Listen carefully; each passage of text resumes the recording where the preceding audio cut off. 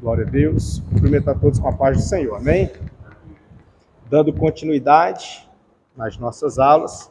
Hoje nós iremos para a aula de número 3, mais precisamente no capítulo 7, da primeira parte da divisão do nosso módulo. E no capítulo 7, nós iremos ver sobre as missões na África, tá? Hoje nós vamos dar uma passeada em 3 continentes, né? 3 continentes que foram alcançados pelo Evangelho. E aí nós vamos ver um pouco uma síntese de cada continente, o que aconteceu no contexto de missões, tá bom? No nosso material é a página de número 53. E aqui vai falar sobre alguns séculos que aconteceram alguns episódios no continente africano, e neste continente que o evangelho ainda não tinha sido alcançado, assim foi. Antes de chegar nesse ponto, eu quero ressaltar aqui para os irmãos a respeito do continente. Eu fiz aqui um desenho aqui meio... Tentei fazer um desenho, né? Mas vou tentar explicar aqui para os irmãos. E aqui eu destaquei só os continentes que nós iremos estudar. Não só, eu coloquei outros a mais para a gente poder situar. Tá? Por exemplo, vou destacar, dá para ver direitinho aqui? Vou destacar este aqui, tá meio torto. Esse aqui é o continente europeu, que é a Europa. Tá aqui. A Europa. Nesse aqui. E esse aqui de baixo é África. África. E bem aqui, esse aqui do meio é Central. É América Central. Bem aqui. América Central. Esses 3 é da aula de hoje. Mas eu coloquei os outros para a gente se situar. Por exemplo, esse aqui de cima é América do Norte. E esse aqui de baixo, América do Sul. Tá? Que é para a gente se situar. E aí, na aula de hoje, nós vamos estudar uma síntese de como foi a missão nesses 3 continentes. Né? Os 3 continentes, porém, na América, nós vamos estudar hoje apenas o Central, a América Central. Tá? Norte e Sul, em outra ocasião. Vamos iniciar na África. Os irmãos lembram de outras aulas que nós tivemos, que eu desenhei até o globo aqui em cima, nesse canto, e a gente mostrou que o evangelho saiu lá de Israel, né? Começando em Jerusalém, como Jesus havia dito, né? Jerusalém, e aí permeou por aquela região, e a ordem era que fosse até os confins da terra, não é assim? Até os confins da terra.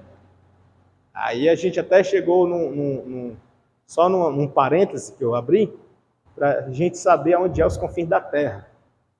Para quem morava lá, por exemplo, aqui nesse nosso mapa, para aproveitar esse mapa, Israel, ou a Palestina, para quem quiser, é mais ou menos aqui. Mais ou menos essa parte aqui. Israel. Então, obviamente, Jerusalém ficava lá. Então, partiu daqui, né? De Jerusalém para ir até os confins da terra. E aí a gente sabe que os apóstolos, eles pegaram a parte de Israel, a Judéia, a Samaria, e foram também na Europa. Paulo, por exemplo, né, é o que chegou pela Europa. E também alguns discípulos e pessoas que foram se convertendo ao Evangelho desciam para a África, e outros para a Ásia. A Ásia fica para cá, a Ásia. Então eles vieram assim, subindo. Tem a Ásia e a Ásia Menor, né, que na época era a Ásia Menor. Então eles alcançaram toda essa região, mas estava faltando o restante da Europa. Estava faltando a grande parte da África e a América por inteira. Tá? Dá para entender isso? E aí nós já vimos, acho que no módulo Evangelismo Integral, essa parte de Israel, Europa, pegando para cá, para a Ásia, a gente vê algumas coisas. Nós ainda vamos ver ainda, mas hoje nós vamos estudar só aqui essa parte da África, Europa, tá meio feio aqui, né? Europa e América Central. Aí depois a gente estuda os outros. Como o Evangelho chegou, as condições e as barreiras que foram vencidas, né, por aqueles que foram enviados. Tá? E a gente vai pensar depois se o Evangelho já chegou até os confins da Terra. Onde fica, né? Os confins da Terra. Tem um teólogo, ele é historiador, me foge aqui o nome dele agora, que ele disse que os confins da Terra deixou de ser geográfico para ser humano. Os confins da Terra deixou de ser geográfico para ser humano. E aí ele disse que esse local é a mente humana. É o local mais difícil acesso, né? A mente humana. Mas, enfim, isso aí é quase que filosófico, né?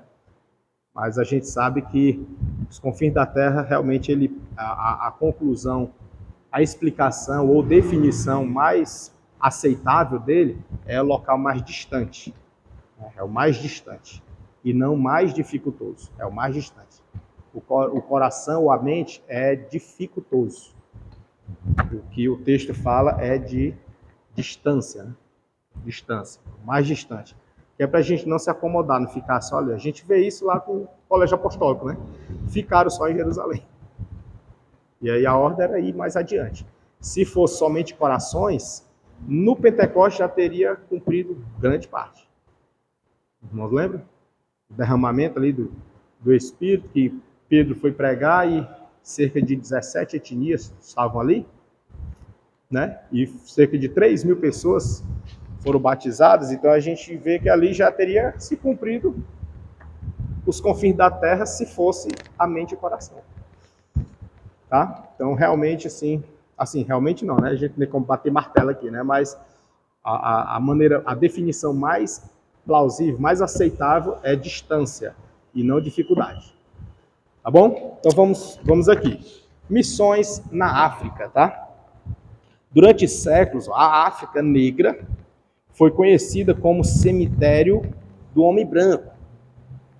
Nesta região, a evangelização tem tido um empreendimento dispendioso.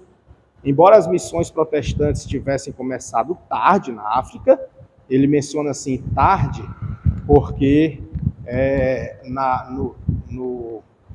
lá na diáspora, poderia já ter sido alcançado. Na diáspora, na perseguição, lá no primeiro século, poderia ter sido alcançado.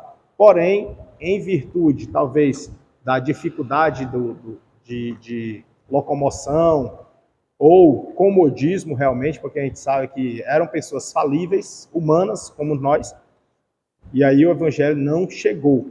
Alguns por dificuldade e outros por comodismo.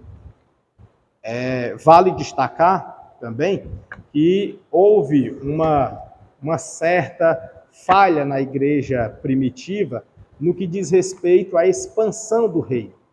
Ao invés de expandir, eles estavam concentrando. Como? Lá em Atos dos Apóstolos, quando a gente vê que as pessoas vendiam suas herdades para repartir entre eles, e ali mesmo ficavam. Quando, na verdade, o evangelho não é para estar convertendo propriedades em comida, mas em condições para que dê liberdade para o missionário ir. Para ir mais longe, para ir em busca. Jesus fez isso não vendendo, obviamente, né, que ele não tinha as propriedades, mas ele fez isso deixando uma multidão na beira do Mar da Galileia e atravessando para ir em busca de quantos?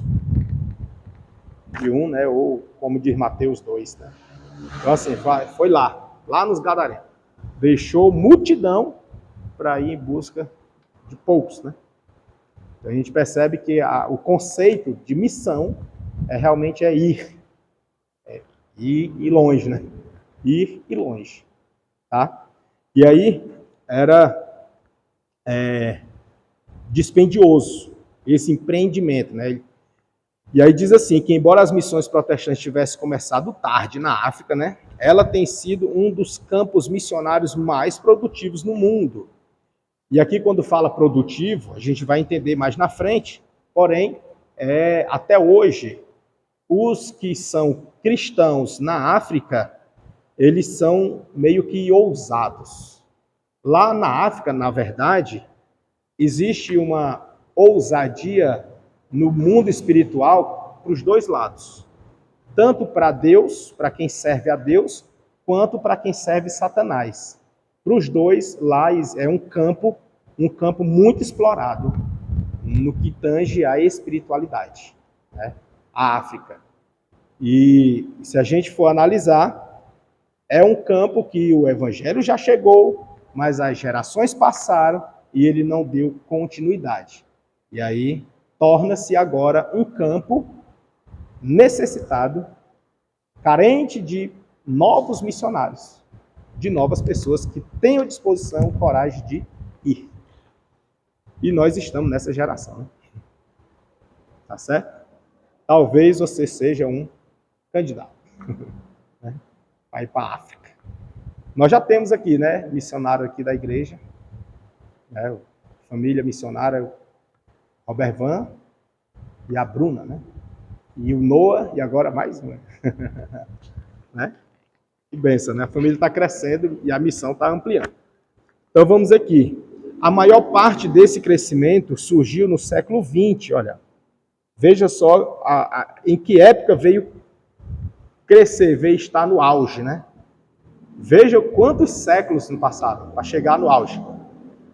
Coisa que poderia ter sido no primeiro, só veio chegar no auge no 20º.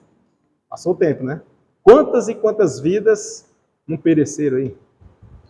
Entendeu? Então essa é a causa do evangelho, é preocupar-se com vidas, e cada vez mais. E aí diz que no século XIX o trabalho foi lento, mas foram os missionários pioneiros daquele século que arriscaram tudo para abrir caminho ao evangelho na África. O futuro do cristianismo na África, segundo os missionários, dependia da influência europeia e do comércio. Perceba que eles estavam dependendo de uma influência de outro grupo, né? E aí a gente percebe que a missão, ela tem essa pendência, digamos assim, ela depende de alguém. O missionário, ele depende de que alguém o envie, né? Depende que alguém envie. Mas por quê que ele depende de que alguém o envie? Ele não pode ir sozinho por conta própria? Até poderia, só que seria quase que uma missão falível, né? Já começa falida já. E o alcance dele é menor, as condições seriam precárias, e aí as necessidades eram inevitáveis. Então ele iria chegar bem, não muito longe. E aqui a gente percebe que há uma necessidade de um apoio. E aí vai dizer aqui que o futuro do cristianismo na África, segundo os missionários, dependia dessa influência. Tá? Poucos missionários se opunham aos conceitos subjacentes do imperialismo que está sendo destacado em anos recentes. Os missionários foram seriamente criticados devido a esta influência. Porém, eles tratavam longas e amargas batalhas, algumas vezes fisicamente, ou seja, até luta braçal, eles passaram, e isso contra o tráfico de carga humana. A gente sabe que desde a época antiga, da era do Egito, já se existia isso, né? Tráfico humano. Isso para mão de obra, para prostituição, enfim, para as mais diversas modalidades. E mesmo com essa realidade, ainda que não seja mais a nossa aqui no Brasil, né, a gente não tenha essa realidade, escravos aqui já foi abolido, né, e bem recente, por sinal, veja que permeou até pouco tempo. Né? Então, assim, a gente, essa questão dos escravos. Agora, tráfico humano para prostituição ainda tem. Tem, e bem alarmante. E nós, como igreja, o que estamos fazendo, né, para que isso seja cessado? A gente não... Veja que a gente não tem assim, um projeto missionário para trabalhar essa área, essa questão. A gente tem mais projeto missionário para buscar povos. Povos que já estão instalados, povos que já estão desenvolvidos, mas para esse submundo, a gente não tem. A igreja ela ainda é muito principiante nisso, se já tiver algum trabalho assim. Então perceba, são campos que ainda estão aí clamando por misericórdia, precisando de alguém para ir lá. Né? Precisando de alguém. Então vamos avante. Aí diz que os missionários, apesar dessas dificuldades, eles foram seriamente criticados e depois do desaparecimento do mercado de escravos, eles lutaram contra outros crimes, incluindo as táticas cruéis usadas pelo rei Leopoldo para extrair borracha no Congo. Os missionários eram pró-África e sua defesa da justiça racial muitas vezes fez com que fossem desprezados pelos seus irmãos europeus. Então perceba que a atitude de fazer missão compra briga até por aqueles que dizem que estarem do seu lado. Então, fazer missão realmente é árduo. Tem que vir do coração. Tem que vir do coração. E aqui a gente percebe que a consciência das missões cristãs, muitos crimes foram praticados pelos colonialismo, que teriam continuado impune, mesmo praticando os crimes, teriam continuado impunes. As missões protestantes para a África começaram na colônia do Cabo, com os morávios, no século XVIII. Lembra que nós falamos aqui em aulas passadas que os morávios, eles estavam tão dispostos para pregar o evangelho, de tal modo que eles souberam de pessoas que estavam sendo vendidas ou sendo levadas como escravos, como prisioneiros, para um local que não tinha volta. Todos que iam para lá não voltavam. E mesmo assim eles se dispuseram a pagar a passagem, pagar o preço e ir para lá só para evangelizar. Ou seja, disposto a dar a vida, né? Dar a vida no literal. Né? No literal. Eu não vou nem perguntar, né? Vou nem perguntar. Seria uma pergunta retórica, né? Mas nem precisa, né?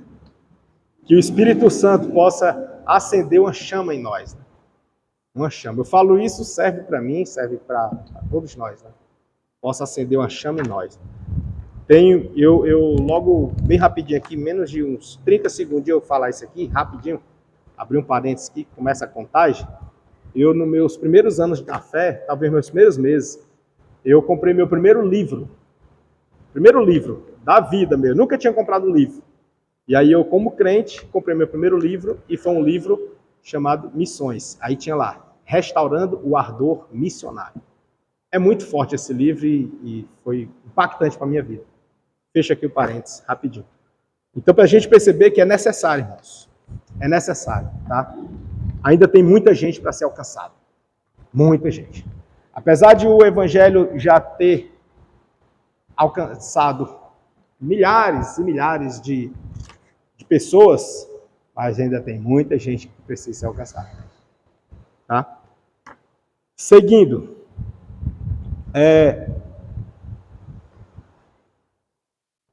Em princípios do século XIX, os missionários estavam penetrando em 3 das principais cabeças de praia.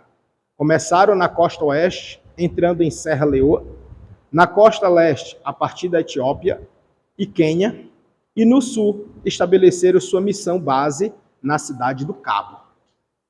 E assim, o evangelho chegou. No século XIX, David Livingstone, também era escocês, quem sabe o mais famoso de todos os missionários do período. Ele estudou medicina e teologia, finalizando os estudos em 1840, sendo enviado no mesmo ano para a África, pela Sociedade Missionária Londrina. Perceba que ele foi enviado. Por isso que é necessário ser enviado. Ah, irmão, eu tenho chamada, mas você não convém que você vá por livre e espontânea vontade, sozinho.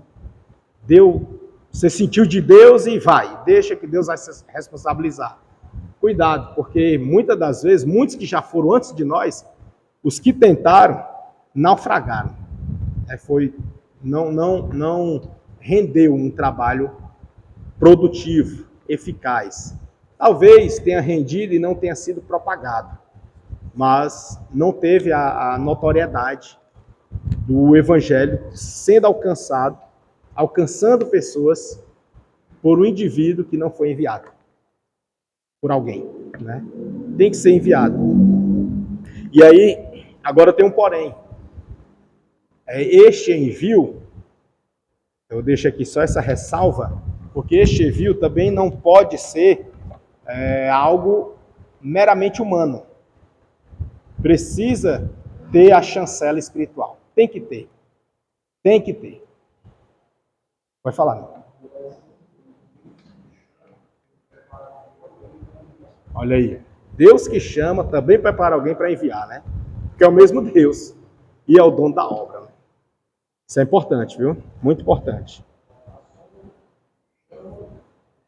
Prepara alguém e envia. Isso é verdade. E cuida, né? Isso é verdade. Muito boa. E aí, a gente percebe que eles foram enviados pela Sociedade Missionária Londrina, o médico, né? Que ele era médico, fez teologia e foi fazer missão. E aí fica aí a dica para quem é da saúde, né? Pessoal da saúde, fica a dica. Foi um grande desbravador do interior africano, contribuindo tanto para a divulgação do evangelho, como para a exploração do continente. Até porque ali na África, irmãos, a medicina realmente são muito carentes, né? Carentes de tudo. Pelo menos as partes que são mostradas, né? E tem a outra parte que é da elite que não é mostrada.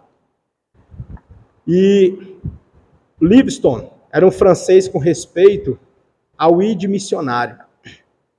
E aí ele diz assim: eu irei, não importa onde, contanto que seja para frente em Cristo.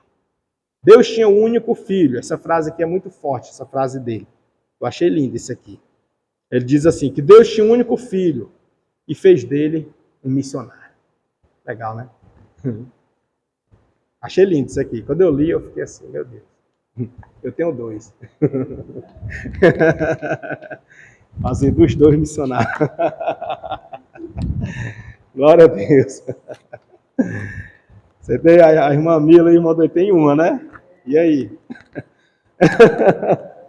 Fazer também, né? Glória a Deus. E os que não têm filho, pode dizer, eis-me aqui, né?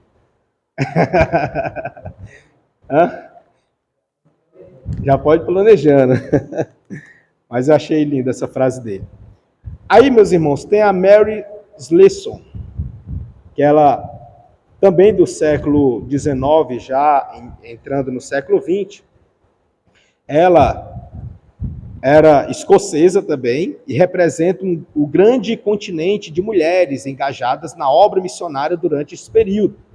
de origem presbiteriana, apresentou-se em 1875 a missão de Calabar, na Nigéria, que era uma das missões que aceitavam missionários solteiras. Fez trabalho pioneiro de evangelismo, mas também se envolveu no apoio às escolas, também nas clínicas médicas e servindo o povo local, vivendo de forma simples ao estilo da população de Calabar. Perceba que ela também da saúde, né? Dava aula, fazia medicina e trabalhava e pregava o evangelho. E vivendo de forma simples, né? Pode falar, meu.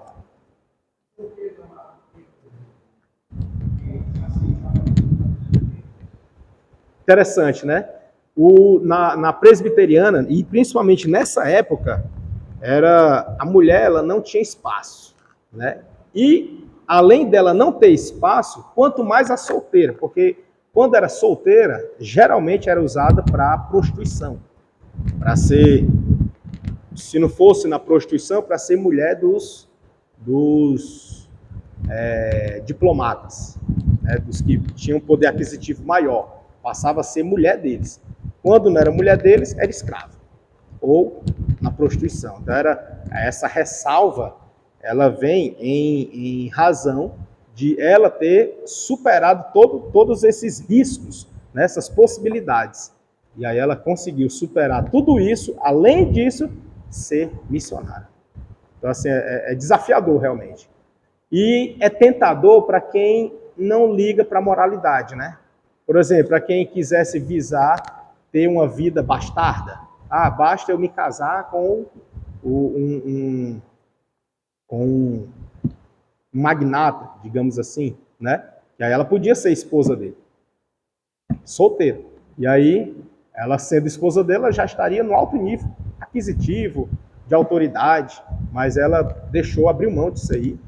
Ela superou o risco da prostituição, da exploração, do assédio e foi fazer missão. São as barreiras. Hoje nós também temos barreiras, né? Hoje se tem barreiras, tem os preconceitos e tudo, mas mesmo as nossas barreiras chegam nem aos pés do que era na época. Né? Porque na época era legalizado isso aqui, a venda de mulheres, prostituição, o casamento com pessoas menores, tudo era legalizado, estava dentro da lei, não era escândalo. Mas mesmo assim, Deus conservou, né? Deus conservou. E ela foi tida já no século XX, ela foi tida como a mãe de todos os povos. Ela foi conhecida assim. Nós temos aqui também a Robert e a Mary Moffat. Voltando um pouquinho, que é no século XVIII e o XIX, o evangelista, tradutor, educador, diplomata e explorador, combinando eficazmente esses papéis e se tornando um dos maiores missionários na África de todos os tempos. Perceba o currículo de Robert. Ele era tradutor, que até hoje um tradutor é muito bem quisto.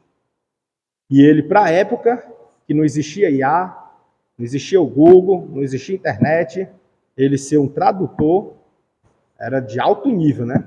Intelectualidade. Então ele era tradutor, educador, diplomata e explorador.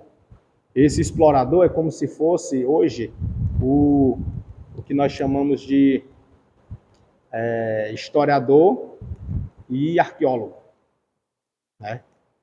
Aí ele, mesmo com todo esse currículo, o que ele fazia com muita eficácia? Evangelizar, fazer missões.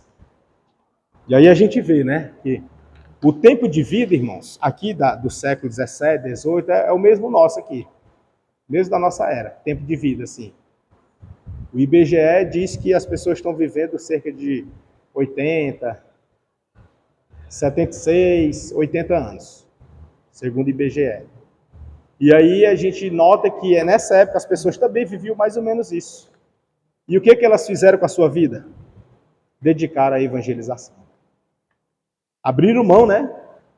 Tá certo que eles se formaram, tiveram esse currículo muito vasto, mas dedicaram com ênfase na missão. Isso é louvável, né? É como Paulo diz, não ter a sua vida por preciosa. Não ter a vida por preciosa. Nasceu na Escócia em 1795 e foi criado em circunstâncias humildes, sem nenhum treinamento bíblico formal. Ele não tinha grande inclinação pelos assuntos espirituais, embora seus pais fossem presbiterianos com forte zelo missionário. Fugiu para o mar por algum tempo e aos 14 anos tornou-se um aprendiz de jardineiro, aprendendo uma arte que praticou pelo resto de seus dias.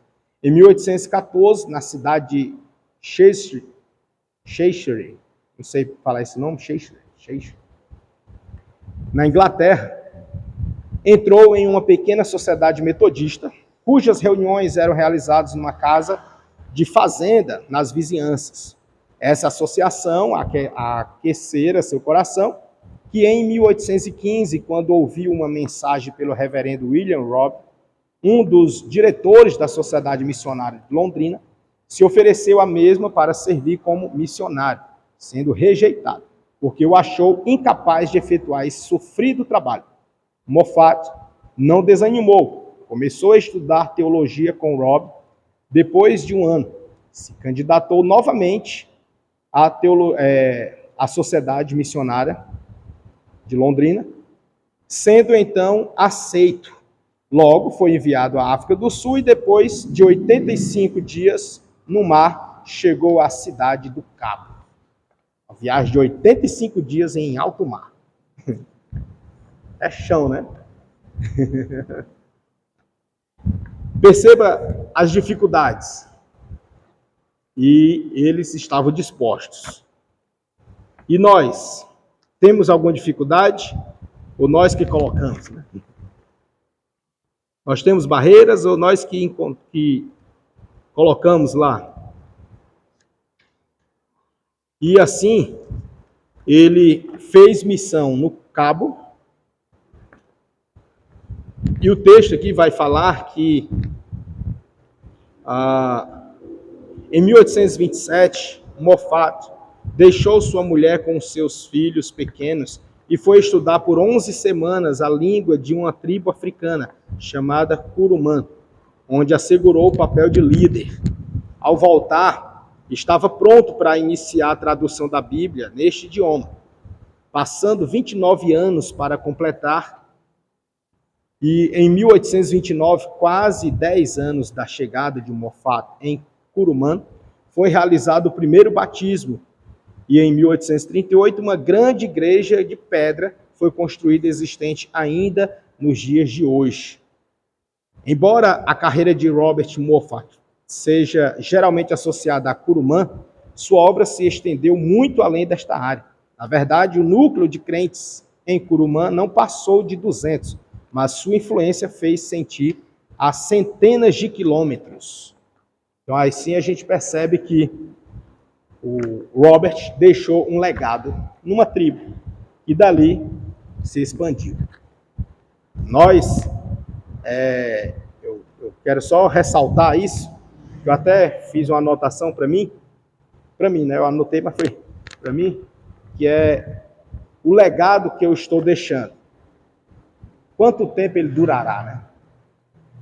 Tipo assim, vai durar só para meus filhos? Ou ele vai perpetuar por outras gerações?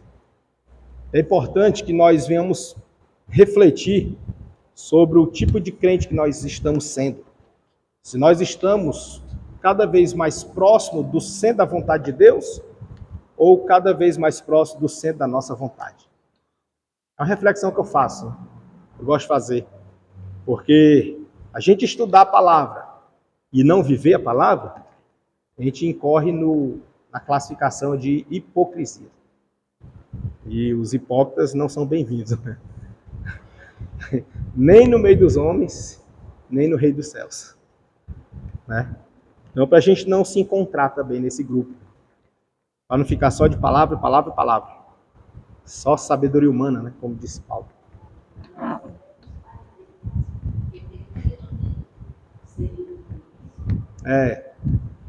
No final, exatamente, né? Exatamente. Ficou, né? O que os pais tentaram ensinar e ele não aceitou logo. Adolescência, né? Veja, uns 14 anos ali. Difícil, né? Fase difícil. Mas, passou. Ficou. Serve até para nós, pais, não desistir de estar semeando. Porque um dia vai brotar. Né? Um dia vai brotar. Ficar semeando. Pode parecer que não está servindo de nada. Mas está. Está ficando. Né? Tá ficando. Um dia vai vir a memória. Um dia vem. E assim, meus amados, em 1870, após 53 anos na África, ele e sua esposa retornaram à Inglaterra, onde um ano mais tarde Mary morreu e Robert Moffat, por mais 13 anos, continuou a promover missões estrangeiras, viajando pelas Ilhas Britânicas, tornando-se estadista missionário, desafiando adultos e até jovens com as tremendas necessidades do continente africano. Em sua morte, em 1883, os jornais de Londres escreveram: talvez não mais alma genuína, respirada sempre. Não se dirigiu às audiências cultivadas dentro dos salões majestosos da abadia de Westminster, com a mesma maneira simples em que conduziu a adoração nos huts dos selvagens. E Robert Moffat, ele partiu em 9 de agosto de 1883. Está bem pertinho, né, do aniversário do falecimento dele. Ele foi um escocês congregacional missionário para a África e pai de lei de David Livingstone. Aqui, meus amados, a gente percebe que a África, ela foi alcançada não de forma simples ou de maneira sugestiva, onde pessoas simplesmente foram se aventurar por lá e lá Deus chamou. Não. Deus chamou antes de ir para lá. E elas já foram com a missão, já foram com o propósito já, e experimentaram dificuldades culturais, dificuldades geográficas, longevidade de casa, porque 85 dias navegando é muito tempo. Dá quase 3 meses em alto mar. Quase 3 meses. Então, assim, é muito longe. Longe de casa e de voltar para casa, caso desejasse. Né? E o custo era altíssimo. Mas, mesmo assim, eles foram. Então, que hoje nós temos condições, né? Eu falo condições, hoje existe já vários meios de transporte, não é só um, são vários. E meios de comunicação, não é só um, são vários. E o que está faltando agora? Disposição. Né? Alguém se dispor. Agora vamos para as missões na Europa. Claro que isso aqui é só uma síntese, né? Muitos outros missionários também foram enviados. Muitos outros também chegaram lá. Mas aqui a gente destaca os pioneiros. Tá? Os pioneiros. A partir desses, outros foram proliferados. Tá? Esses aqui são os pioneiros, foram difundindo. O que poderia ter sido alcançado lá no primeiro século, mas Deus aprove ao Senhor permitir chegar agora. O importante é que chegou, né? O importante é que chegou. E até hoje continua chegando. Como a gente já mencionou, nós temos missionários daqui de casa que está lá. A glória de Deus, né? E já até aumentou a família lá. Né? Aumentou. Capítulo 7, missões na Europa agora. Na Europa, já está chegando mais perto da gente, né? Na Europa. O período de 1000 a 1500. Ou seja,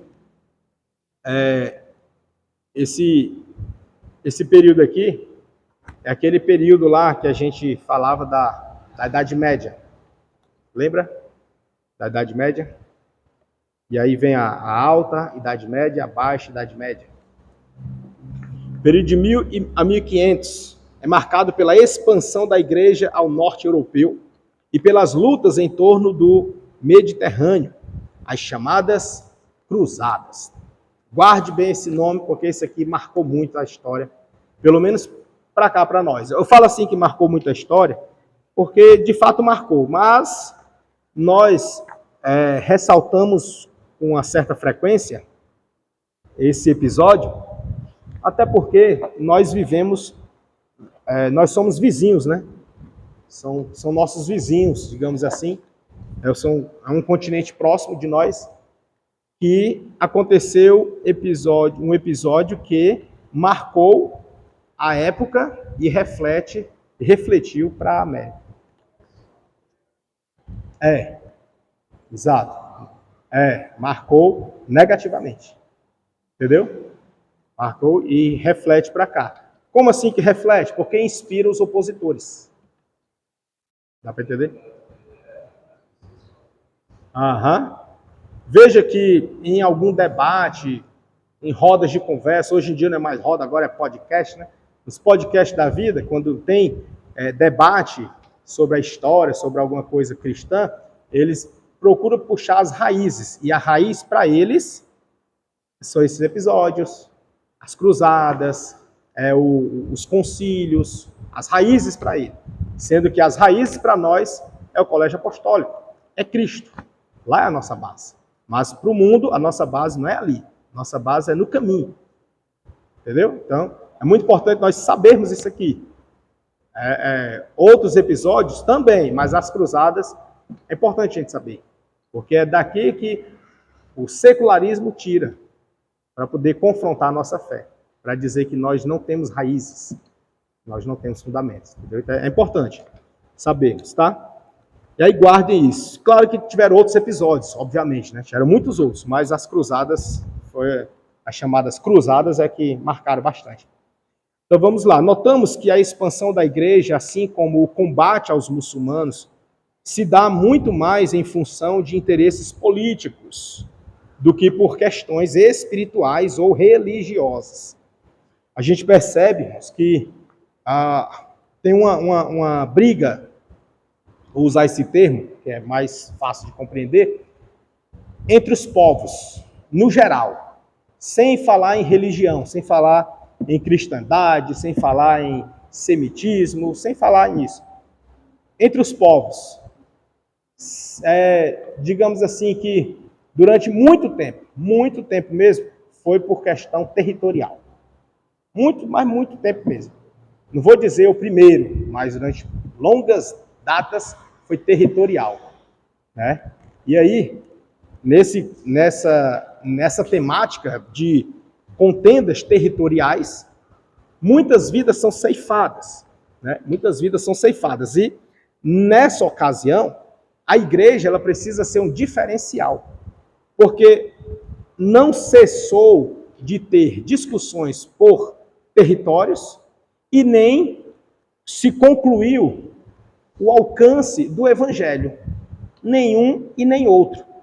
E a igreja ela tem um papel, e este papel precisa ser desempenhado, e será e deve ser desempenhado por quem está hoje. Quem já passou, fez a sua parte. Quem vai vir, vai fazer a sua. Agora, o que está sendo feito hoje, com esta geração? Então é necessário que nós venhamos nos posicionar como igreja para superar essas lutas, essas guerras e focar no que mais importa. Enquanto o mundo briga por terra, outros por políticas, outro por posses, a igreja precisa lutar por vidas, né? Por vidas. Esta é a questão da causa do evangelho. Vidas. Se quiser terra, dê as terras. Se quiser posse, dê as posses. Mas zele pela vida. É o papel da igreja, né? E isso é missão. O que acontece é que muitas das vezes nós nos envolvemos com essas brigas e acabamos também nos contaminando com essas questões. Que questões? Terrenas, políticas, humanas, e esquecemos das vidas. E aí, quando nós perdemos o foco, aí a coisa pode ficar feia até para nós. Até para nós, né? Temos que ter muito cuidado para não nos contaminarmos com este mundo. Porque nós estamos no mundo, mas não somos dele. E aí, aqui vai dizer assim, que naturalmente, existem exceções que deixam algum saldo positivo do período. Segundo os cálculos de Dionísio Exíguo, a era da igreja estava chegando ao fim, no final de 1000 anos. Veja que, assim como foi na virada do século, de 1999 para 2000, que um desespero pairou na sociedade. Quem aqui é do século passado deve lembrar. Não estou chamando de velho, né? Nós temos agora uma geração que é desse século, né? Não vira o século passado, mas eu lembro na virada do século que era um desespero. Um desespero. Eu fazia parte dos desesperados. Que eu não era crente ainda. Então, o suar... O medo era maior, né? Porque o medo era, será que é verdade que o mundo vai acabar? Ou será que é verdade que Jesus vai levar esse povo? E aí eu ficava naquela, e aí, é verdade ou não é verdade? Rapaz, e aí? A pessoa fica naquela, e aí? Eu acredito ou não acredito? Se for verdade e eu não estiver lá, aí eu me prejudiquei. Mas se for mentira, eu não perdi nada. Então, eu acho que é melhor ir por lá. Aí eu começava a ficar assim, tentar me aproximar. Mas não consegui, não. Só vim aceitar Jesus em 2007. Né? 2007. Já deu foi tempo, né? Deu foi tempo. Se o mundo tivesse acabado, era? Em 2000? Já era, né?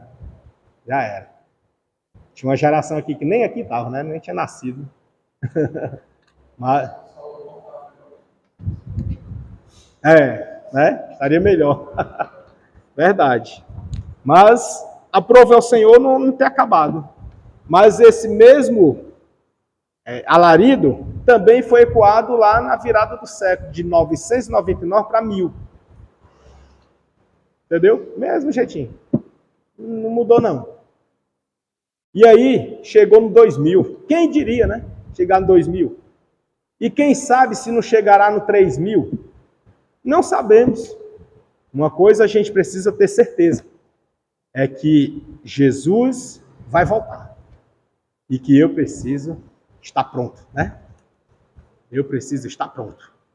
Se ele vier só no ano 3000, isso é só força de expressão, né? A gente está aqui parafraseando aqui em cima de uma suposição. Mas se ele vier só no ano 3000, quem é de nós que vai estar vivo, meu amigo? Né? Outra geração que vai estar contando a história, talvez a nossa. Talvez. Né? Então, assim, e eu fico pensando às vezes, como será que vão contar a nossa história? Será que nós seremos a geração dos covardes? Ou a geração dos medrosos? Ou a geração dos valentes, né? Entendeu? Que geração nós seremos classificados, né? Não sabemos, mas uma coisa é certa, a gente precisa estar pronto. Precisamos estar pronto. E as almas estão clamando, tá? Aí aqui vai dizer que no final de 1000 anos, né? Pensava ele que esta data, marcada por tremendas calamidades, daria início ao terrível juízo final. Na realidade, nada demais aconteceu. Contudo, o ano deve ser tomado como uma espécie de marco divisório. Uma Europa que possuía, por fim, um contorno cristão, começava a sair dos piores horrores da Idade Média e acumulava uma energia interior que iria se manifestar no decurso dos 4 séculos seguintes, através do comércio, aventuras militares, através da arte, da arquitetura e, infelizmente, na construção do edifício do pensamento teológico, né? Ele fala que, infelizmente, né? Eu falei infelizmente, perdão, viu? E felizmente, na construção do edifício do pensamento teológico. É porque eu divaguei aqui, eu divaguei aqui um pouquinho, que eu vou lendo e vai vindo informações, né? Aí eu vou lendo e a mente vai dando agrupando as informações. Aí eu divaguei aqui no infelizmente, mas é felizmente, graças a Deus, na construção do edifício do pensamento teológico. A primeira tarefa, portanto, consistia na Europa difundir o evangelho até os seus próprios limites. Porém, a Escandinávia vivera durante séculos aos seus próprios, viveu durante séculos num quase completo isolamento em relação ao resto do mundo. Durante anos, os nórdicos permaneceram nas suas terras distantes, lutando entre si.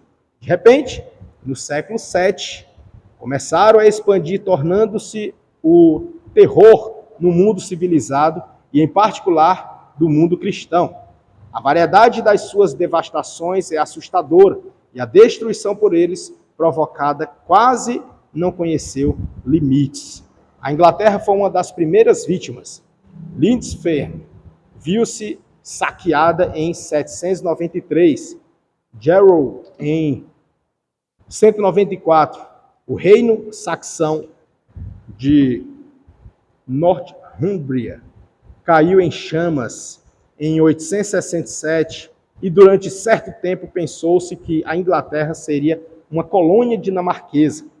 No entanto, foi a Irlanda que sofreu mais os ataques dos vikings, tendo sido completamente destruída a grande e bela civilização cristã e a fonte de muito esforço missionário. Em 851, o norueguês Olaf, o Branco, se estabeleceu em Dublin, criando um reino pagão que iria durar cerca de 3 séculos. No continente europeu, eram os dinamarqueses que tornavam a chefia em relação aos noruegueses. Toda a Europa Ocidental foi sistematicamente devastada. Na França do Norte e na Holanda, vastas áreas transformaram-se em desertos e os cristãos, sempre que possível, fugiam da tempestade destrutiva. Os normandos conseguiram se agrupar na Itália meridional. Ena, Sicília e o seu reino floresceu gradualmente até atingir uma alta civilização, cujo período culminante se verificou durante o reinado do imperador Frederico II, de 1194 a 1250, e que aproveitou elementos da Grécia do mundo muçulmano, da tradição latina e do norte da Europa.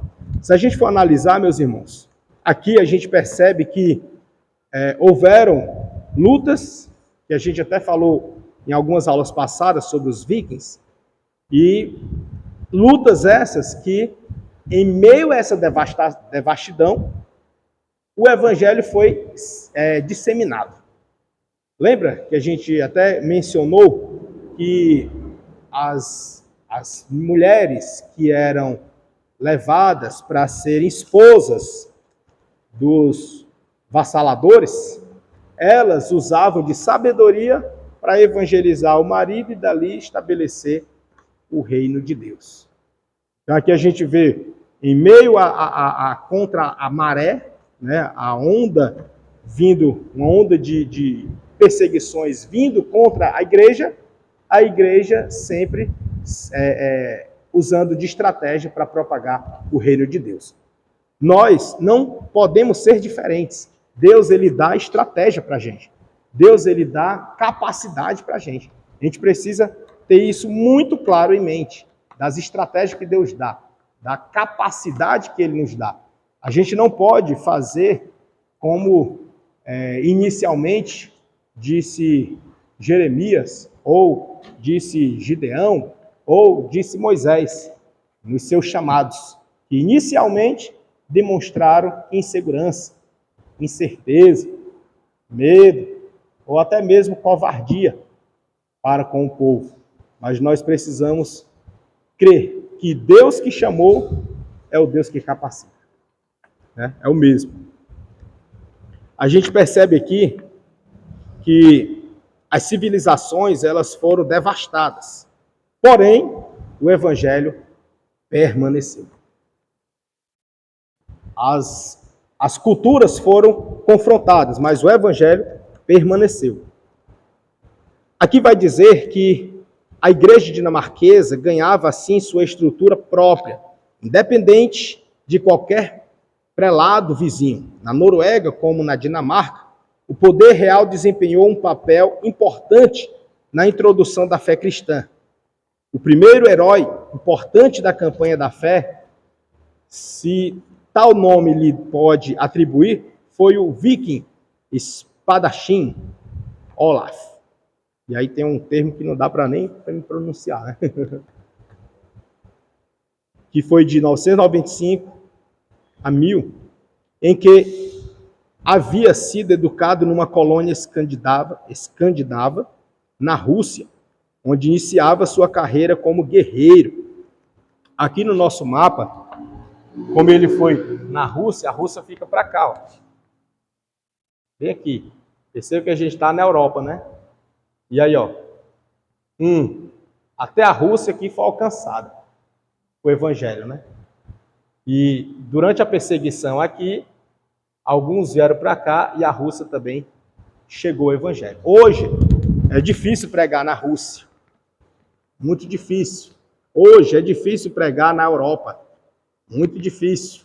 A Europa ela tem se fechado para o evangelho. Tem fechado igrejas, tem perseguido. E na África, então, nem se fala, né? A gente viu agora há pouco, recente, na Nigéria, né, por exemplo. Então, assim, a gente nota que continua a dificuldade, mas não são as dificuldades que vão parar a igreja.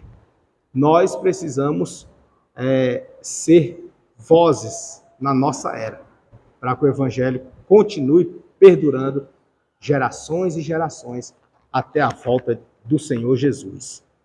Aí aqui ele vai dizer que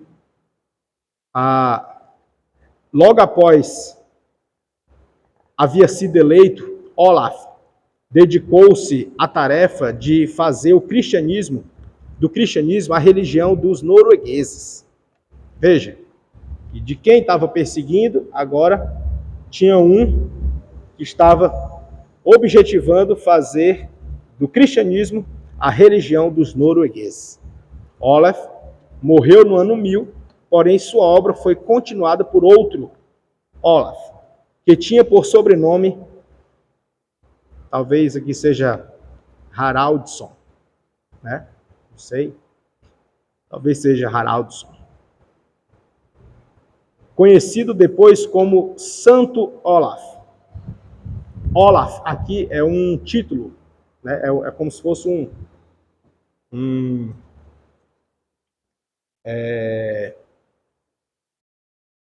ofício, né?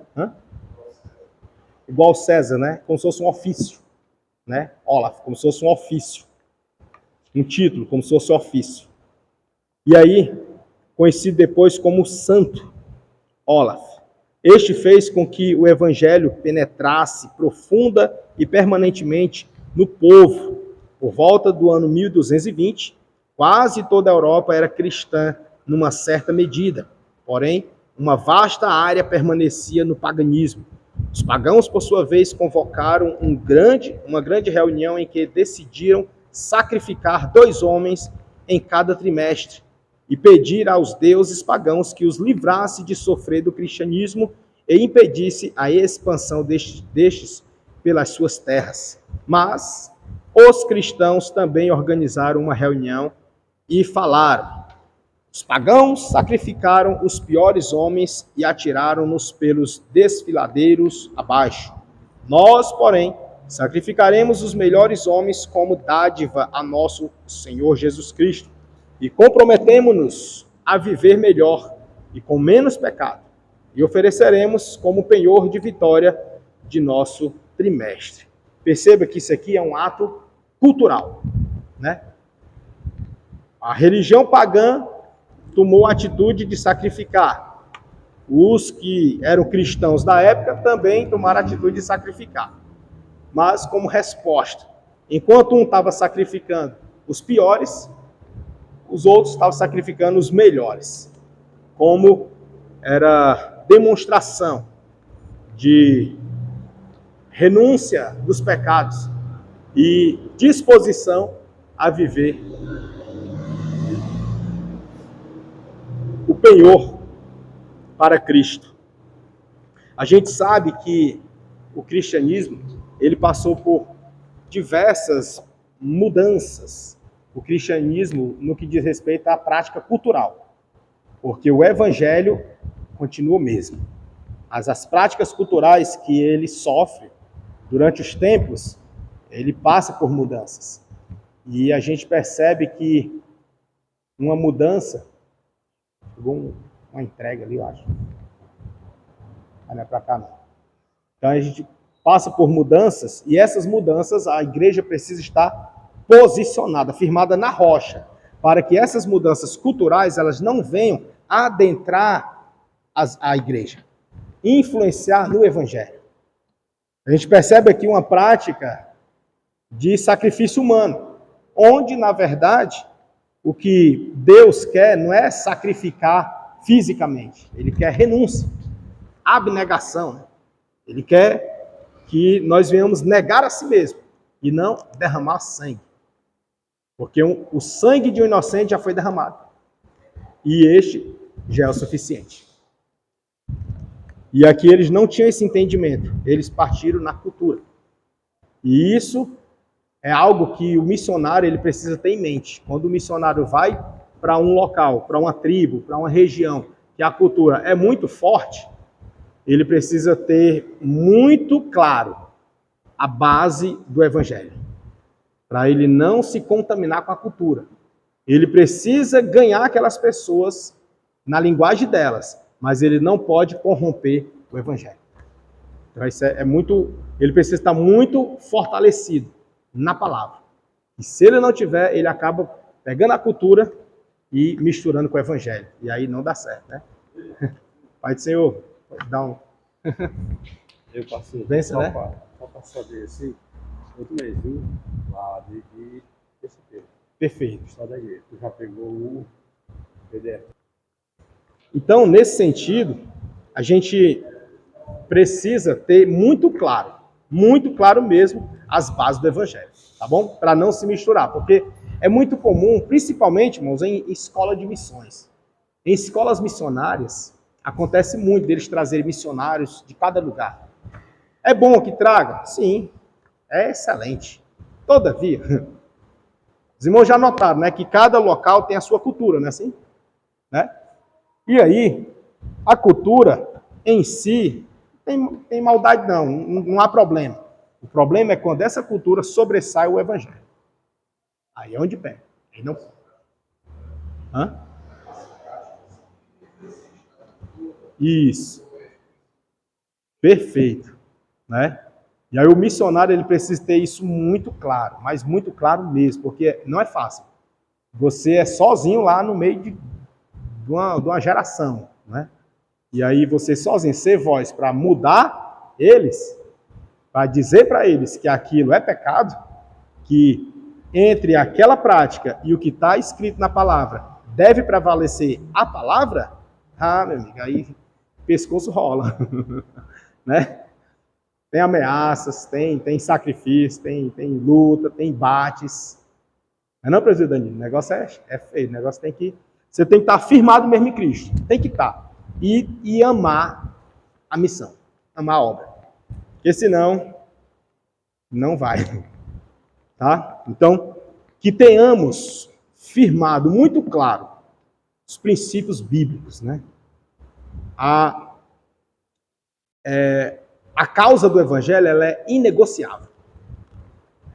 As bases do evangelho são a nossa base, ou a nossa estrutura que não se pode ser abalada.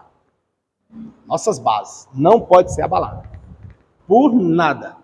Absolutamente nada. Porque eu perdi, fui desiludido, ou fui desenganado, e cadê Deus? Cadê Deus? Não.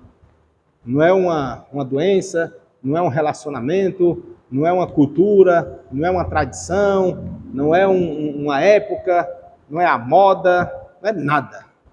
Paulo vai dizer em Romanos que nem um anjo se descer do céu, né? Nem os principados, nem a potestade, nada pode separar. Não é para nos separar do amor de Deus. Né? E o amor de Deus é o sacrifício que ele fez na cruz. É Cristo. Então nada pode separar de Cristo. Nada. E aí, vamos aqui para a página 59, vai falar sobre as cruzadas em 1096 a 1291. O primeiro grande empreendimento da Europa renascido foi as cruzadas, iniciadas em 1096, prosseguindo até o ano de 1291. Mas o movimento das cruzadas durou até 1492, quando os mouros foram definitivamente vencidos. A ideia de libertar os lugares santos cristãos das mãos dos infiéis não era em si mesma ignóbil. Os homens já lutaram por causas menos elevadas que esta. Porém, depois de ter dito tudo o que se pode dizer de favorável em relação às cruzadas, o que o cristão deve considerar é que representou um desastre irreparável à causa cristã. Havia entre os cristãos homens retos e de espírito superior, como Bulhão, o primeiro rei cristão de Jerusalém. Mas, isso aqui ele fala, o primeiro rei cristão de Jerusalém, não é no contexto geral, tá? É daqui, dessa época. Tá? Não é o geral. Porque o primeiro rei lá de Israel a gente vê na antiguidade, mas aqui é um rei cristão já pós-Roma, tá? Pós-Roma. E aí ele vai considerar aqui este rei como sendo um rei adepto à causa do evangelho, Cristo, né? E aí não é aquele geral que a gente tem como o primeiro rei de Israel. A gente precisa distinguir aqui, tá bom? Quando ele está falando isso aqui, ele não está falando aquela questão do rei de Israel. Está falando só do rei de Jerusalém, cristão. Aí, este primeiro rei de Jerusalém, mas para a maioria dos guerreiros cristãos, os muçulmanos eram infiéis, sem direito à existência, cuja fé não era necessária conservar e que podiam ser chacinados sem dó nem piedade. Isso aqui eram os cristãos, tá? Os cristãos com os muçulmanos. Dá para entender? Era o inverso, né? O inverso do que é hoje. Tá? Aí, e isso tudo era com um propósito. Qual era? Era para a maior glória do Deus cristão. Evidentemente, o ódio cria ódio, e o fel engendra fel. Os sarracenos sentiam-se igualmente felizes ao poder chacinar os cristãos, porque perante o seu próprio juízo se encontrava bem justificado. As principais razões para o uso da ofensiva armada dos cristãos nos países do sul europeu. Vamos lá, elencar as principais. As principais razões. Primeiro, sentimento religioso. O desejo de se fazer peregrinações a Jerusalém em poder dos muçulmanos. Então aqui é um dos motivos. Era o sentimento religioso, que até hoje, né, a gente vê isso com muita validade nos muçulmanos, né, essa questão de peregrinação. Mas, de contrapartida, está muito aflorado também no cristianismo. Em geral, no cristianismo, está muito aflorada essa questão de peregrinação a Jerusalém, de visitas, né, a Jerusalém. Perceba que está muito aflorado, né? Nessa época aqui também estava, né, e hoje parece estar voltando, né, está na questão do cristianismo. No que tange aos muçulmanos, eles fazem já essa peregrinação deles. Eles fazem considerando como sendo a terra própria, né? Porque nós consideramos sendo por descendência de Isaac. E a gente considera sendo a terra, ok, santa e tudo. Mas o muçulmano, ele considera por Maomé e o mesmo local. E, inclusive, a construção da mesquita é exatamente no local onde pudera geograficamente ter sido o templo de Salomão, lá em Jerusalém. Aí a gente fica ali nessa disputa, fica os muçulmanos disputando o território e o cristianismo também disputando o mesmo território, mesmo pedacinho. Quer falar? Assim, você estava assim. Então, nesse aspecto, a gente percebe que tem a disputa de dois povos gigantescos, inclusive, só que um mais disposto a briga do que o outro, né? E aí, a gente nota que essa disputa não é de agora. Veja que aqui nas cruzadas já estava tendo ali o seu embrião, né? Nas cruzadas. Aqui vai dizer que outra principal razão para o uso da ofensiva armada dos cristãos aos países do sul europeu era a salvação pelas almas, né? Aqui é no contexto do cristão. Sendo que a participação numa cruzada era contada como uma boa obra diante de Deus. E aí nós vemos também outra principal razão, é a busca de aventura, atraindo os homens para as longas e demoradas viagens.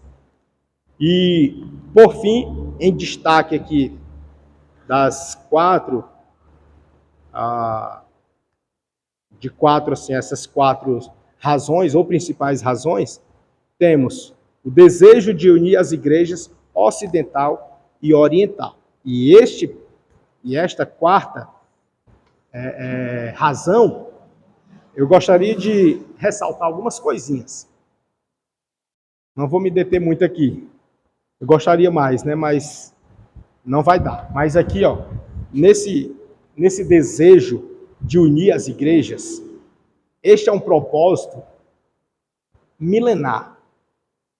E não somente um propósito milenar, mas é uma característica de um dos sinais do fim dos tempos, né? A questão da unificação. Nós sabemos que Deus, ele prega a união, mas nós sabemos que existe os filhos de Deus e os filhos de Belial. Então não tem como unir esses dois. Não tem. Existe o filho da luz e o filho das trevas. Né? Não tem como unir, não dá. Existe um povo que vai ser alcançado, vai ser salvo, mas existe outro povo que não vai.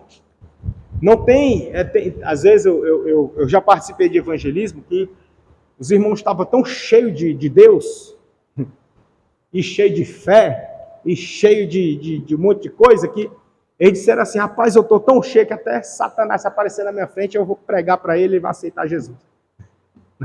A pessoa, eu estava cheio, tá? Só que a gente não vê base bíblica para que Satanás tenha a chance de ser salvo. A gente não vê. Ele já está condenado, não tem volta, né?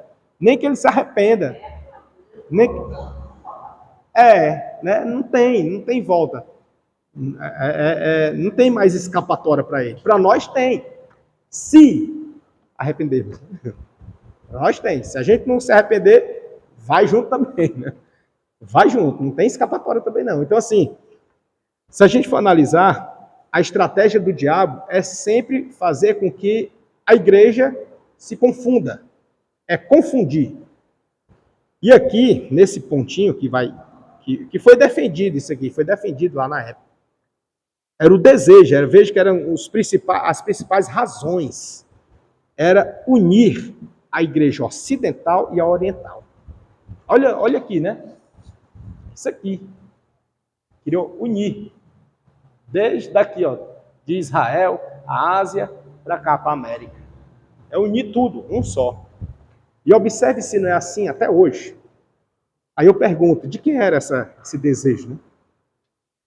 É das trevas, é de Satanás. E nós, como igreja, a gente precisa estar atento, muito atento. Claro que nós não vamos estar fiscalizando tudo, né? Que aí a gente pode incorrer também em outra questão, que é de estar mais preocupado com os tempos do que com a nossa missão, que era o que os discípulos fizeram lá em Atos dos Apóstolos, no capítulo 1, quando Jesus estava falando da promessa do Espírito e eles preocupados com os tempos. Né? Eles perguntaram, Senhor, é neste tempo que restaurarás o reino a Israel? Preocupado com os tempos. E Jesus, não vos convém saber. Então, podia ter ficado sem essa, né?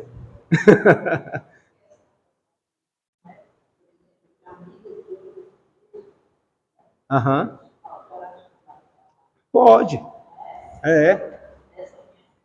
Não, é não. Né? Não é. Tá? E aí vamos lá. O 5.A fala sobre a miséria e a fome que predominava o mundo da época. Trouxeram um profundo desejo de mudanças e de novas conquistas, além de um fortalecimento do sentimento religioso que levou muitos a buscarem a realização do monasticismo e do asceticismo. A primeira cruzada vai de 1096 até 1099, 3 anos, e a segunda de 1147 até 1149, e a terceira de 1189 a 1192. E de 3 formas deixaram as cruzadas a sua marca indelével na história cristã. A primeira forma, lesaram para sempre as relações entre os ramos ocidental e oriental da cristandade. O mal atingiu o clímax quando a quarta cruzada se desviou de seu objetivo, saqueando Constantinopla em 1204 e instalando um precário império latino sobre a ruína oriental, assim que fora destruído. 60 anos depois, os bizantinos reagiram, expulsaram os estrangeiros e criaram novamente o seu próprio Império Oriental. Mas este era uma sombra do anterior, permanentemente enfraquecido pela luta infindável contra os muçulmanos. Quando Constantinopla caiu nas mãos dos turcos, em 1453, revelou-se toda a extensão das culpas dos cruzados. E aí, a segunda forma que deixaram as cruzadas a sua marca indelével foi quando os cruzados deixaram rastro de amargor nas relações entre cristãos e muçulmanos, que continua sendo um fator vivo na situação mundial de nossos dias. Para os muçulmanos, o Ocidente é o grande agressor. Há cerca de 900 anos, participou deliberadamente deste papel em nome de Cristo e hoje é muito difícil apagar esta imagem, que continua presente no espírito muçulmano. Porém, isto não quer dizer que os muçulmanos hajam sido sempre ternos, obrigado, viu? Hajam sido sempre ternos e gentis. Também foram bastante agressivos sempre que se viram com força e autoridade para aplicá-lo. Mas, em qualquer caso, os muçulmanos não pretendem ser seguidores do príncipe da paz. Para cada muçulmano eram infiéis sem direito à existência, cuja fé não era necessária conservar e que podiam ser chacinados sem dó nem piedade para a maior glória do Deus cristão. Aqui, meus irmãos, a gente percebe que aconteceu algo que hoje está invertido. O que aconteceu foi que o que era tido por cristão na época perseguia partes do muçulmano. E hoje a gente percebe o inverso. O muçulmano, ele dividiu-se em 2 classes. E dessas 2 classes, ele tem um que é radical e outro não. E no que é radical, ele não perdoa. Ele vem para cima do cristão e não só do cristão em si, mas do judeu no geral também, né? Que tem judeu que é convertido e tem o judeu que é ortodoxo. O ortodoxo, ele não se converteu a Cristo. Então, o muçulmano ele não persegue só o cristão, ele persegue também o judeu. Ele é contra os semitas, ou seja, a descendência de Sem, né? No modo geral. E tem o que é radical, que ele, apesar de ser antissemita, ele também deseja a morte, no geral, de todos os que não se converterem ao Islã, que é o radical. Se não se converter, além de ser cristão ou judeu, se não se converter, é morto também. Então, assim, não basta só ser cristão para ter motivo, né, para eles. Se for judeu também já é um motivo. E se não se converter, é outro motivo. Então, a gente percebe que parece assim uma rincha, né? Uma vingança. Porque lá atrás, nas cruzadas, aconteceram isso, de a perseguição ser inversa. Mas foi por um grupo que entendia o evangelho de forma diferente. De forma que não é cristocêntrica. Porque Cristo ele não mandou perseguir ninguém. Pelo contrário, ele mandou foi salvar. Pregar para ser salvo. E aí, por uma interpretação errônea, muitos pagaram. Muitos. E aí a gente percebe que essa interpretação ela é sujeita ao homem. Né? A interpretação do texto é sujeita ao homem. Mas que nós possamos ter o cuidado, a sensibilidade espiritual para pedir o direcionamento do autor. Porque o autor ele é vivo e está conosco. O autor das Escrituras. Né? Ele está conosco. Então que possamos pedir a ele a graça, para ele nos direcionar, para a gente não aplicar de forma errônea e interpretar de forma equivocada.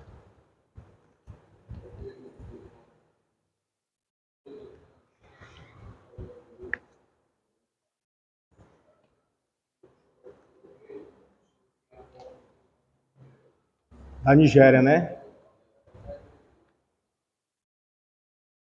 Aham.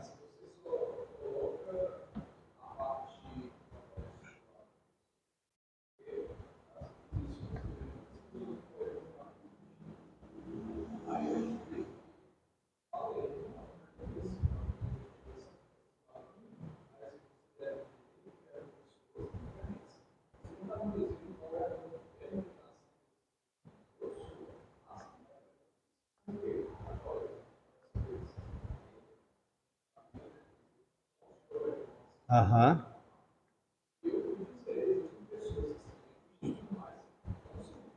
Isso. Não só. Isso.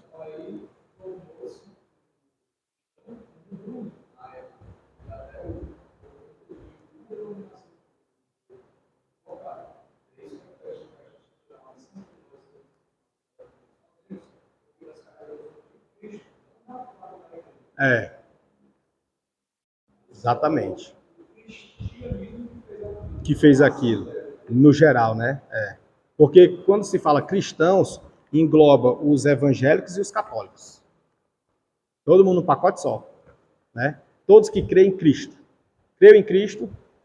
Há quem diga até que coloca os testemunhos de Jeová no meio, mas eles não creem em Cristo como Salvador, mas sim como profeta, né? Então não entra. Mas ainda fica assim, em cima do muro, né? Porque não descartam Cristo, né? E aí vamos agora para a terceira forma. A terceira forma é que as cruzadas explicaram a descida da temperatura moral da cristandade. Ou seja, foi um declínio, né? Uma cruzada dirigida contra o barbarismo pagão do norte poderia tornar-se grande catástrofe. É impossível discordar do juízo moderado de um historiador das cruzadas, dos nossos dias. Abro aspas. Visto dentro da perspectiva da história, todo o movimento das cruzadas foi um vasto fiasco. Fecha aspas. Abre aspas. Os triunfos das cruzadas foram triunfos da fé. Fecha aspas. Mas a fé sem sabedoria é perigosa. O historiador, quando negride nos séculos, observando a sua história, galante, acaba por encontrar a sua admiração vencida pela tristeza, ao verificar as limitações da natureza humana. Aqui a gente percebe que a natureza humana ela é falha, e como a interpretação está sujeita ao leitor, cabe sim uma análise. Né? Tem que ter análise. Se não tiver análise, é perigoso. Que aí se torna uma doutrina alienada. E aí, para o examinador, vai ser uma heresia. Se não tiver examinador, vai ser doutrina, só que alienada. E isso é perigoso. Né? E aí, a outra forma é as cruzadas contra os judeus. Perceba que tem a distinção aqui, né? Botou uma no geral e agora contra os judeus.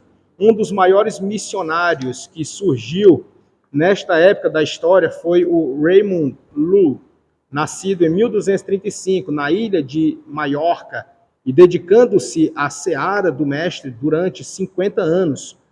Lull escreveu dizendo, abro aspas, os missionários converterão o mundo por meio da pregação, mas também vertendo lágrima e sangue através de grandes trabalhos seguidos de mortes amargas, fecha aspas. Ele estava dizendo o quê? Que os missionários vão ganhar o mundo, mas com a vida, né? Com a vida. Vai ter morte.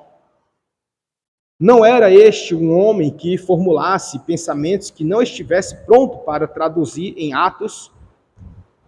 Visitou 4 vezes a África do Norte para pregar aos muçulmanos e discutir com eles em pessoa. Na 4ª destas visitas, em Gurgia, em 1315, foi de tal modo agredido que morreu em resultado dos ferimentos recebidos. Tá?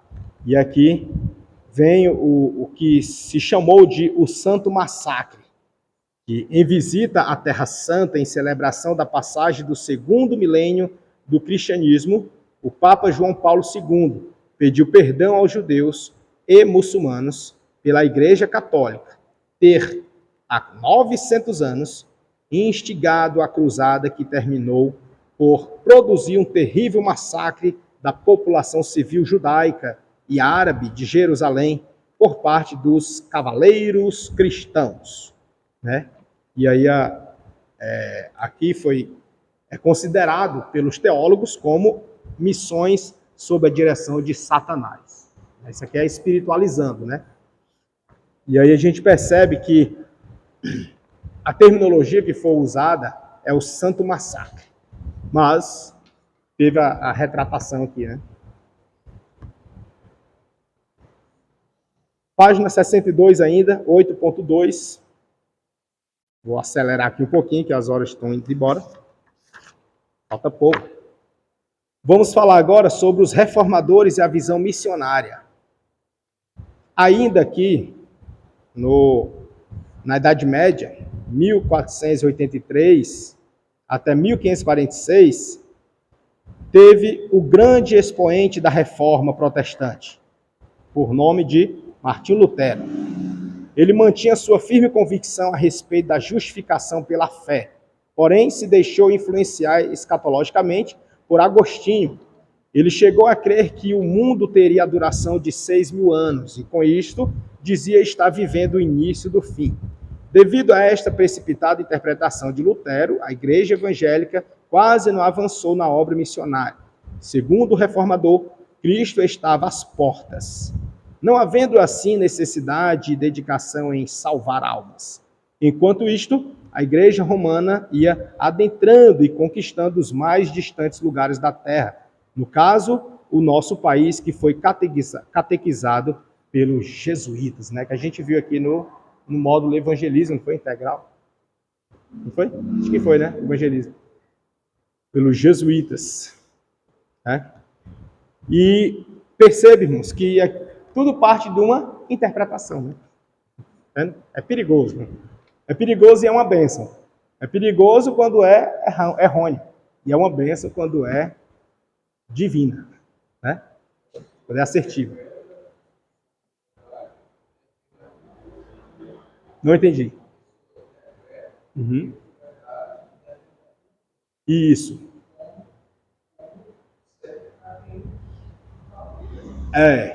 Por isso que tem que ser analisada por outrem, né? E consultada pelo autor. É muito importante, porque senão vira heresia. A heresia nasce daí, né?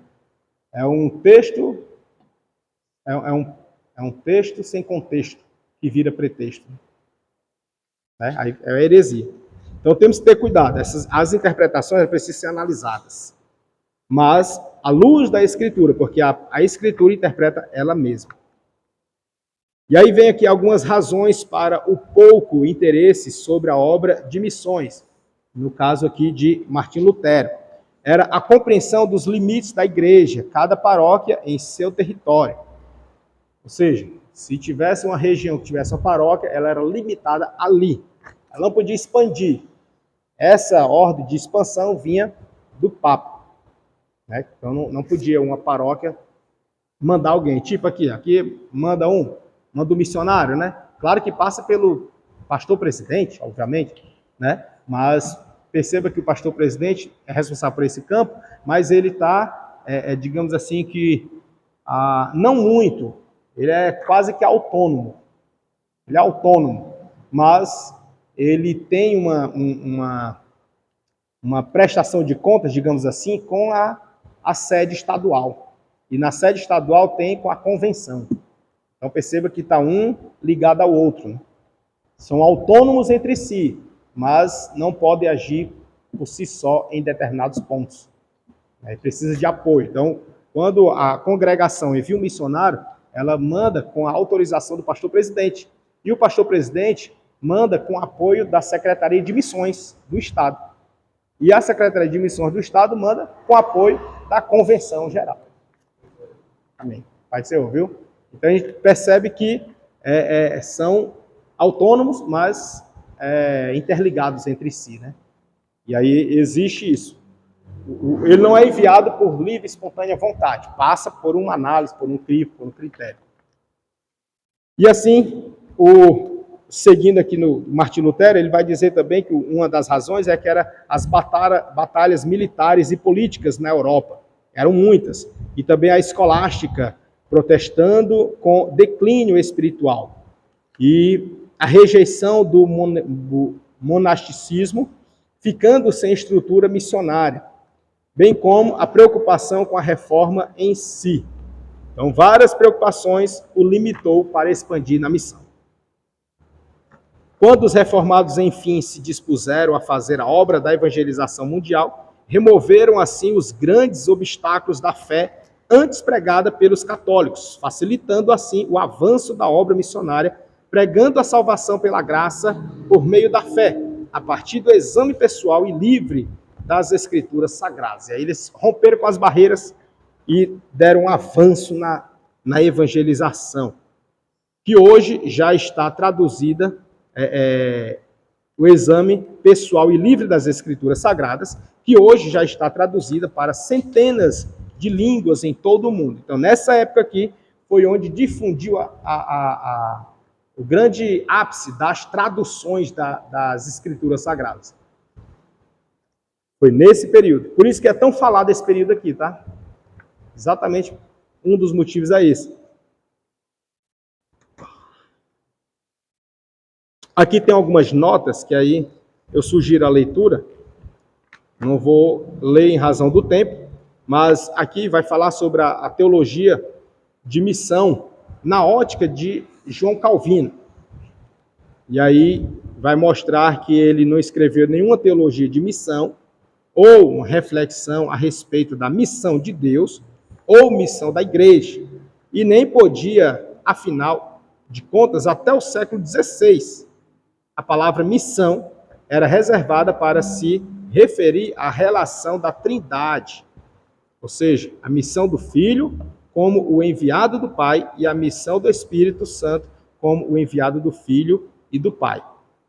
Então perceba que o termo missão é um termo recente, não era usado na Idade Média como sendo missão abertamente de pregar o Evangelho, mas sim uma missão específica do Filho enviado pelo Pai e do Espírito enviado pelo Pai e o Filho.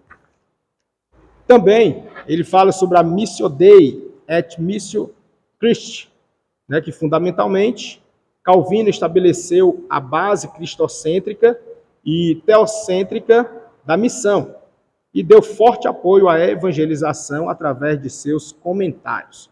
Calvino entendeu que, por meio de Cristo, Deus está atualmente reinando no nosso mundo. Também sobre a predestinação, que alega-se, por exemplo, que a doutrina calvinista de predestinação faz a obra missionária irrelevante. Mas esta não é a lógica de Calvino, que argumentava que o principal instrumento que Deus usava para salvar as pessoas era a pregação da palavra.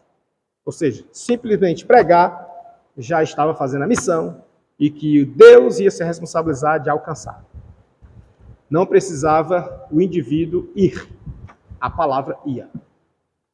Dá para entender? Dá? Dá, né? Era o que se pregava, né? Até hoje, na verdade, entre os presbiterianos e alguns batistas, entre os reformados, né, os que se apresentam como calvinistas, eles defendem essa tese. E aí vem a grande comissão. E aí ele fala que é verdade que Calvino interpretou a grande comissão como se referindo ao ministério apostólico do primeiro século. Mas não é verdade que Calvino entendeu que os apóstolos completaram a tarefa para fazer desnecessária a tarefa da evangelização contemporânea. Entendeu que os apóstolos completaram apenas o início da tarefa e que a evangelização do mundo continua uma tarefa para a igreja. E aí vem a missão integral, que fala sobre a dicotomia entre a espiritualidade e o engajamento social, que não é a herança de Calvino, e sim de alguns dos seus seguidores em séculos posteriores, por ações sociais e políticas. E aí vem a missão na liturgia. A missão na liturgia, havia uma preocupação pela evangelização mundial repetidamente nas orações de Calvino. E por fim, o capítulo 9, que fala sobre as missões na América Central. Vocês tenham paciência por uns 10 minutinhos? Dá certo? América Central. Em fins de 1880, essa área do mundo chamou a atenção de Scofield, o Cyrus Ingerson Scofield, americano que se tornou famoso pela sua Bíblia editada em linguagem popular. Nesta época, os missionários já estavam em quase metade do mundo, porém, haviam se esquecido de seus vizinhos do lado, baseando sua estratégia como considerava um princípio missionário em Atos 1:8. Scofield decidiu corrigir seu erro. E aí ele disse, abre aspas, tanto em Jerusalém, como em toda a Judéia e Samaria. E aí ele coloca aqui, América Central. Ele chamou como sendo a Samaria, né?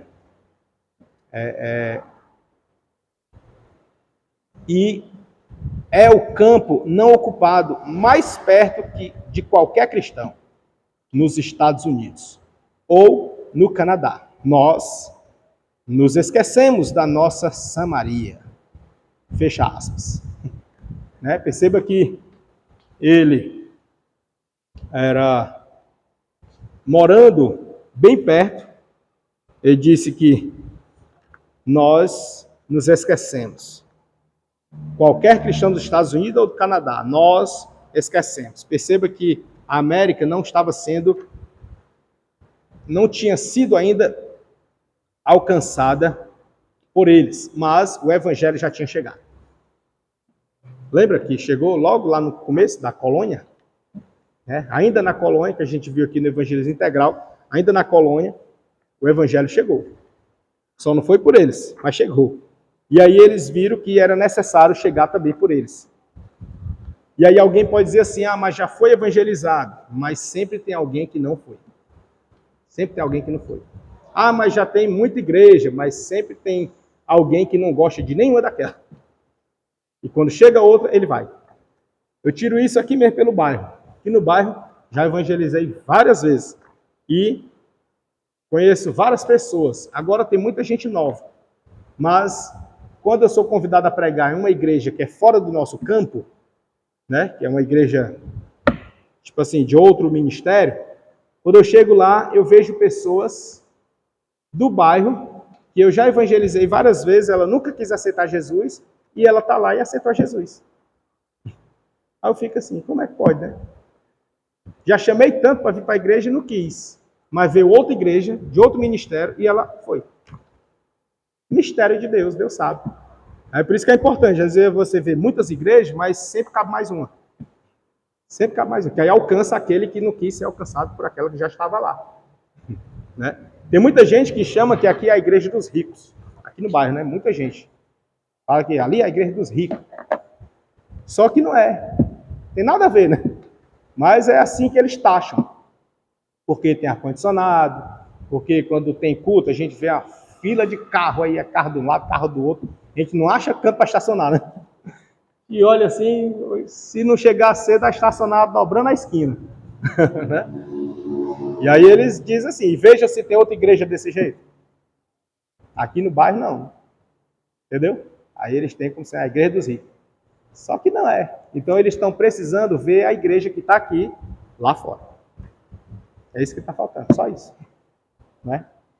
Aí enquanto a gente não vai, aí vem outro, abre a igreja e eles vão. Mas vão, né? O importante é que vão. Aí chega lá e a gente olha, ai, só gente conhecida, pai do Senhor, pai do Senhor. Né? Pessoas que a gente não conseguiu alcançar, mas o evangelho chegou. Aí aqui vai, o Scofield, ele vai, a gente vai ver aqui um pouco da biografia dele, rapidinho, que diz assim, que ele nasceu em Michigan, em 1843, e cresceu no Tennessee, tendo estudado direito, foi admitido na Ordem dos Advogados em Kansas, em 1869, serviu na Assembleia Legislativa e veio ser, mais tarde, procurador dos Estados Unidos sob o presidente Grant. Em 1879, quando exercia sua profissão de procurador, um cliente testificou a ele, a profissão de advogado, um cliente testificou a ele e o resultado foi sua conversão ao cristianismo. Para ele, que era escravo da bebida, sua conversão foi dramática. Em 1883, iniciou um estudo intensivo da Bíblia. Durante 13 anos, serviu como pastor em Dallas e depois fundou a Faculdade Bíblica Filadélfia. Em 1890, fundou o MEC. Depois de 4 meses, a missão já tinha o primeiro candidato para Costa Rica. Em 1894, já havia 7 missionários na Costa Rica. Em 1889, a Guatemala foi atingida e em 1900, a MAC chegou a Nicarágua. Mas 10 anos, a missão possuía 20, após 10 anos, a missão possuía 25 missionários trabalhando em 5 áreas da América Central. E apesar das dificuldades, continuou crescendo e está em atividade até hoje, com cerca de 300 missionários em 6 repúblicas centro-americanas, além do México.